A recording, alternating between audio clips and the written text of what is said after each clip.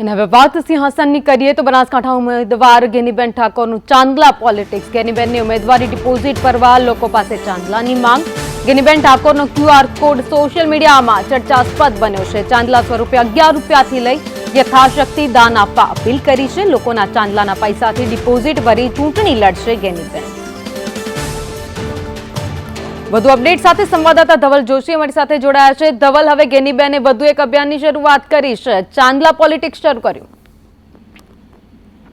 ચોક્કસથી ભાવિની બનાસકાંઠા જિલ્લામાં જે દિવસથી લોકસભાની ચૂંટણી જાહેર થઈ છે તે દિવસથી જ બનાસકાંઠા જિલ્લામાં એક બાદ એક ઘૂંઘટ પ્રથા હોય, માથે ઓઢવાની પ્રથા હોય, તે બાદ મામેરાની પ્રથા અને હવે ગેનીબેન છે તે ચાંદલાની પ્રથા લાવ્યા છે। મહત્વની વાત છે કે ગેનીબેન દ્વારા એક સ્કેનર જે કોડ છે તે અત્યારે સોશિયલ મીડિયામાં વાયરલ કરવામાં આવ્યો છે। મહત્વની વાત છે કે ગેનીબેન લોકસભાની ચૂંટણીના કોંગ્રેસના ઉમેદવાર છે અને ગેનીબેન દ્વારા જિલ્લાવાસીઓને આહવાન કરાયું છે।